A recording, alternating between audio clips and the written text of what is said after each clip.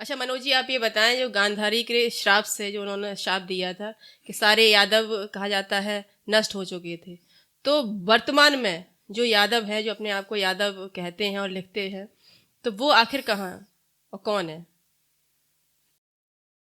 प्रेरणा जी, आपका सवाल जो है बहुत जोरदार रहते ही हैं। आप एकदम छांट के प्रश्न लेके आती हैं।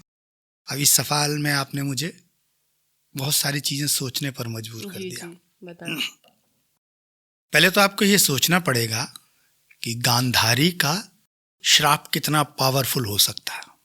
इस बात पर विचार करना पड़ेगा, क्योंकि मेरा मानना ये है, और न केवल मेरा मानना है, सारे शास्त्र भी यही कहते हैं कि श्राप देने वाला आदमी श्राप तभी दे सकता है, या उसके श्राप की मान्यता 100% तभी हो सकती है जब वो पूरी तरह से प्रकृति से अपना सामंजस्य बिठा चुका हो, जी जिसके अंदर किसी तरह की कामना शेष न रही हो, जिसके अंदर मतलब सांसारिकता का पूरी तरह से समापन हो गया हो, और प्रकृति ने जिसको अंगीकार कर लिया हो। तो प्रकृति और वो व्यक्ति एक रूप हो चुके हों, तो प्रकृति कि मतलब एक रूपता आ गई हो, तो फिर अगर वो कहेगा कि सोचेगा कि बारिश हो, तो प्रकृति उसको अपना एक अंग मान रही है, तो प्रकृति उसकी बात को मानेगी, चलेगी। अब गांधारी के कैरेक्टर पर हम लोग बात करते हैं। यादव कौन है या इस पर बाद में चलेंगे। गंधार के राजा सुबल की पुत्री थी गांधारी। धृतराष्ट्र के साथ ब्याही गई, एक बड़े कुल की राजकुमारी थी, और एक बहुत बड़े महासाम्राज्य की साम्राज्ञी बनकर वो हस्तिनापुर में आई। हमारे शास्त्र, जितने भी नीति शास्त्र हैं, वो ये कहते हैं कि अगर किसी स्त्री का पति अपंग है या उसको कोई दिक्कत है, तो उसकी स्त्री राजकाज में उसका सहयोग करे, क्योंकि किसी भी राजा की महत्ता तभी तक है जब तक प्रजा सुखी है, प्रजा के साथ न्याय हो रहा है। जी तो जब एक राजा अंधा है, जी, तो उसकी पत्नी को चाहिए कि वो अपनी पति की आंखें बनकर उस राज्य की जनता की सेवा करे, सहयोग करे अपने। तो उन्होंने क्या किया? उन्होंने खुद आंखों पर पट्टी बांध ली।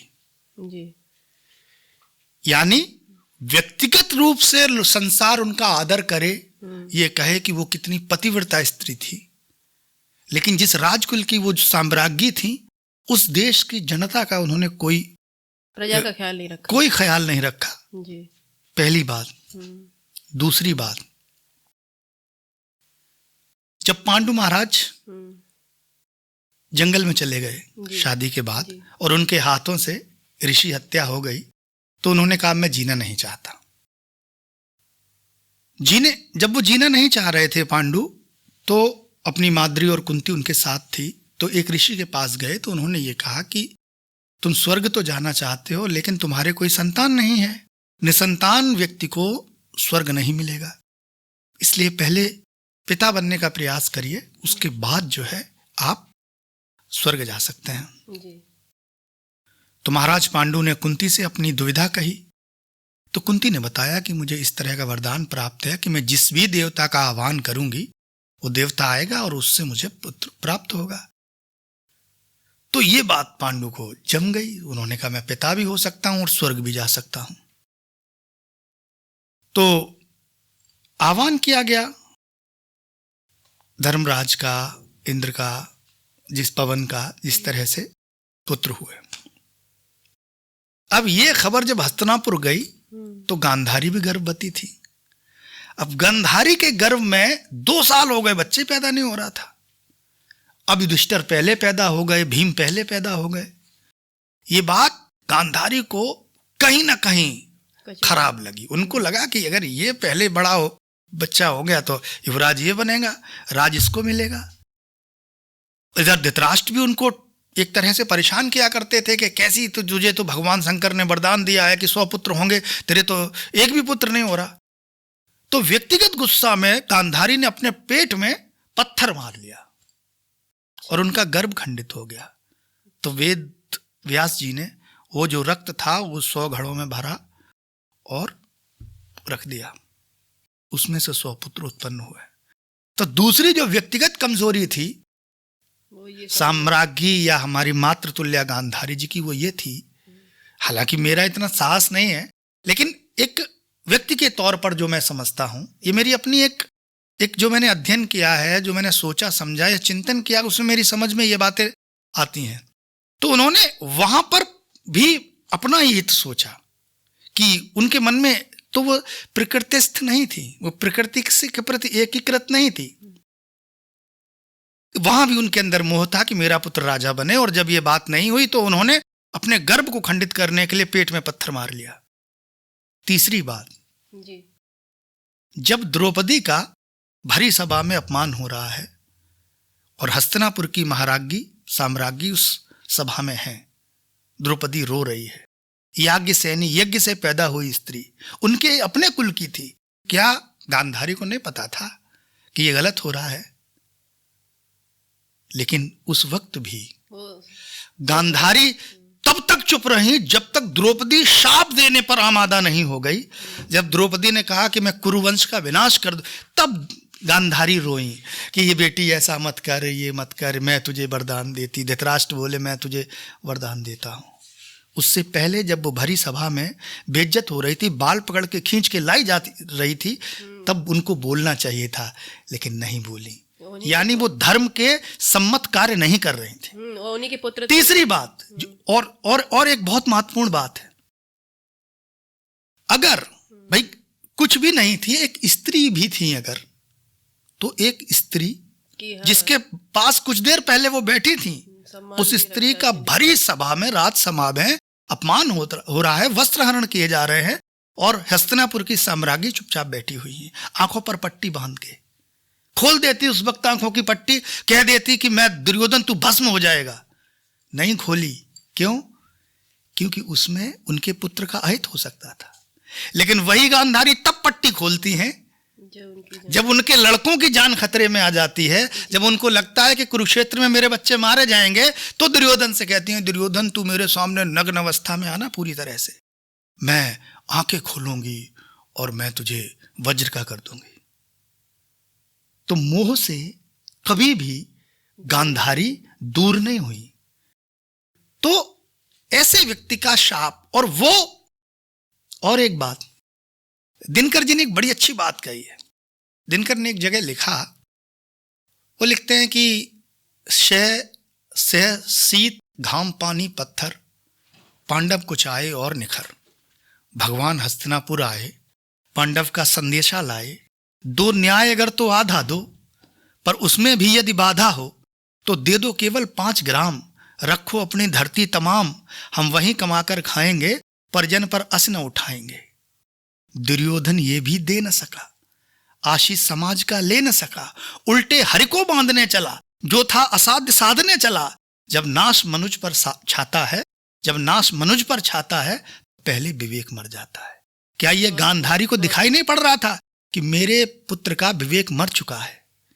अगर गांधारी उस समय पट्टी खोल देती अपनी आंखों से, उनकी ही कुल की बहू थी, अगर गांधारी जब विवाह करके आई थी उसी वक्त पट्टी खोल देती थी, तो क्या पुत्र इतने नाकारा और इतने अहंकारी और इतने कुसंस्कारी होते? क्योंकि अगर पुत्र कुसंस्कारी है ना, तो कहीं ना कहीं मां भी उसमें जिम्मेदार है। भीम को वो उनका ही पुत्र जहर के लड्डू खिला देता है और नदी में फेंक देता है, उस वक्त गांधारी को क्रोध नहीं आता है। क्यों? क्योंकि वो पुत्र मोह से जकड़ी हुई है। तो ऐसे व्यक्ति का शाप कभी फलीभूत हो ही नहीं सकता। ये मेरा अपना व्यक्तिगत मानना है। शाप उसका फलीभूत होता है जो प्रकृति के पूरी तरह से समीप जा चुका है। गांधारी की कई सारी कमियां ऐसी हैं जिनसे प्रकृति उनको कभी ये अधिकार दे ही नहीं सकती है कि वो किसी को भी जो चाहे, और शाप भी किसे दे रही हैं? ईश्वर को, उस व्यक्ति को, उस भगवान कृष्ण को, उनके कुल को, जिन्होंने पूरी महाभारत का सारा कुछ, सारी हर एक चीज जिसको वो अच्छे से जानती है कि इनकी क्षमता क्या है, तो कृष्ण पर उनका श्राप फलीभूत हो सकता है। मैं ये बिल्कुल भी मानने को तैयार नहीं हूं। हाँ, इतना जरूर है कि जितना उनके अंदर धर्म था, जितना उनके अंदर प्राकृतिक अवस्था थी, प्रकृति के प्रति जो उनका समर्पण था, उतने अंश का श्राप फलीभूत हुआ होगा। तो एक तो पहले यह बात गलत है कि सारे यादव उनके श्राप से समाप्त हो गए होंगे, ऐसा संभव ही नहीं है, क्योंकि उनके श्राप में इतनी दम ही नहीं होगी जो सारे यादव समाप्त हो जाए, क्योंकि ईश्वर किसी को भी इतनी पावर नहीं देता जो किसी को भी एक श्राप दे दे कि पूरा कुल, पूरा खानदान, पूरी दुनिया समाप्त। और अगर ऐसा था तो मैं दावे के साथ कह सकता हूं कि गांधारी एक श्राप मारती, सारा पूरा पांडव कुल सब कुछ खत्म हो गए, सब कुछ उनके पुत्रों के नीचे आ जाता। हो जाता। ये ताकत नहीं थी। ये एक तो ये प्रश्न है।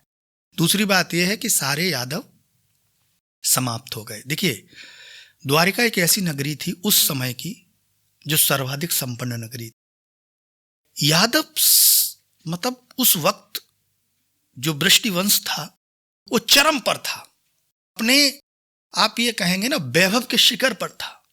तो कहते हैं ना कि जब बहुत ज्यादा धन धान्य पैसा और सब कुछ आ जाता है तो आदमी की मति जो है ना शिथिल हो जाती है। तो कृष्ण ने द्वारिका में मद्यपान निषेध कर दिया। अच्छा। कि आप द्वारिका में शराब नहीं पी सकते। तो यादवों ने क्या किया कि द्वारिका से आगे एक क्षेत्र था, प्रभास क्षेत्र जिसको कहते हैं, उधर जाके चोरी छिपे शराब पीने लगे। द्वारका में जो लोग बस रहे थे, जो यादव थे, वहाँ प्रभास की जगह प्रभास क्षेत्र में जाकर अपना जो भी उनको मनमानी चीजें, जैसे फार्म हाउस टाइप का लोग बना लेते हैं कि अपना जा रहे हैं वहां पर अपना खा पी रहे, तो वो उन्होंने एक, जिससे कृष्ण दुखी रहते थे। तो उन्होंने जो अपने राजा की अवहेलना की थी, अपने मतलब राजा क्या, युग पुरुष, राजा तो कृष्ण कभी बने ही नहीं। कृष्ण मतलब वैधानिक रूप से कभी सत्ता पर नहीं बैठे, कभी राज्याभिषेक नहीं हुआ, कभी उनका राज्याभिषेक नहीं हुआ। लेकिन कृष्ण इससे दुखी थे, परेशान थे कि ये लोग जो हैं वो गलत कर रहे हैं। पर हर व्यक्ति की एक उम्र होती है, और कृष्ण चिंतन के उस शिखर पर पहुंच रहे थे कि वो ये चाह रहे थे कि ये जो यदुवंशी हैं, ये इनको आगे की लड़ाई तो खुद ही लड़नी है, कृष्ण क्या पूरी जिंदगी उनके साथ थोड़ी रहने वाले हैं, तो इनका विवेक खुद जागे। तो उन्होंने समझाया, जो लोग नहीं माने तो जो करना है करो। और बाद में जो मौसल पर्व हुआ है लड़ाई, अब यहाँ एक बात और आती, दुर्वासा ऋषि वाली, कि दुर्वासा ऋषि ने श्राप दिया था। निश्चित तौर पर कुछ श्राप दुर्वासा ऋषि का भी होगा, कुछ श्राप गांधारी का भी होगा, लेकिन इतना पावरफुल श्राप किसी का नहीं होगा कि पूरी वंश परंपरा खत्म हो जाए। वो फलीभूत हुआ होगा और सारे यादव खत्म हो गए। ये सब बेकार की बातें हैं। अगर सारे यादव खत्म हो गए थे तो कृष्ण की मृत्यु के बाद अर्जुन जो द्वारिका से स्त्रियां और बच्चे लेकर आए थे, वो पंजाब में लूटे गए। वो किसने लूटे थे? वो भील कौन थे? वो भी आभीर ही थे, वो भी यादव ही थे जिन्होंने वो छुड़ा लिए थे। वो कोई लूट नहीं हुई थी, वो छुड़ाए गए थे। क्यों? क्योंकि यादव अर्जुन को अपना शत्रु मानते थे। इसलिए मानते थे शत्रु, उसके पीछे कुछ कई कारण थे। पहला कारण तो यह था, जब अर्जुन ने सुभद्रा का अपहरण किया तो चूंकि कृष्ण की सहमति थी, लेकिन बलराम की सहमति उसमें नहीं थी। बलराम की सहमति, और सारे यादव इस बात का खून का घूंट पी के रह गए, जहर का। तो अर्जुन पर उनको क्रोध था। दूसरी बात यह थी कि जब कुरुक्षेत्र का युद्ध हुआ तो कृष्ण ने सारी सेना कुरुवंश को दे दी, और सबसे और चूंकि यदुवंशी बड़े तगड़े योद्धा थे, चतुरंगड़ी सेना थी, वो एकदम पारंगत, तो हर लड़ाई में सबसे पहले यादव लगाए जाते थे फ्रंट फुट पर, और अर्जुन के सामने सबसे ज्यादा यादव कटते थे। तो जो यादवों के अंदर गुस्सा भरा था, वो अर्जुन के प्रति भयंकर गुस्सा भरा था। तो जब कृष्ण नहीं रहे तो उन पर कोई अंकुश भी नहीं रहा। तो उन्होंने वो सारे बदले जो उनके मन में आग भरी थी वो सब लिए, और अर्जुन गांडीव तक नहीं उठा पाए। तो इसलिए, और जो अगर पुराणों की माने तो वहां पर भी एक दिखाया गए हैं जो कृष्ण के प्रपुत्र थे, वज्रनाभ बच गए थे। तो वज्रनाभ से वंश परंपरा चली। लेकिन ऐसा नहीं था, उस वक्त भी बहुत सारी यादवों की संख्या, बहुत बड़ी संख्या बच गई थी। वो जो वहां पर बंधु बांधव और जो कृष्ण की जो मंत्री परिषद थी, उन लोगों की आपस में जो झगड़े, उसमें कृष्ण के पुत्र भी मारे गए। और जो उनका सबसे प्रिय पुत्र था कृष्ण का, प्रद्युम्न, जिसे वास्तव में कृष्ण प्रेम करते थे, वो भी मारे गए। और यही वजह थी कि कृष्ण का मौसल पर्व के बाद इस पूरी व्यवस्था से मोह भंग हुआ और उसके बाद वो एक जंगल में जाके लेटे और वहां पर जरा नामक वह एलियन उनके पैर में तीर मार दिया। तो ये बात बिल्कुल निरर्थक है, इसमें कोई दम नहीं है कि सारे यादव समाप्त हो गए थे, कोई यादव बचा नहीं था, फिर ये यादव नहीं है। कोई भी व्यक्ति इतना, ये कुल मिलाकर आपकी बात ही तर्कसंगत नहीं है, ये तर्कसंगत नहीं है, मतलब मेरा हृदय कभी मानने को तैयार नहीं है इस बात को। और जो भी जितने भी लोग समझदार होंगे, जिन्होंने पुराण पढ़े होंगे और जिन्होंने महाभारत, श्रीमद् भागवत और गीता का अध्ययन किया होगा, वो लोग ये बात समझते हैं कि ऐसा संभव नहीं है।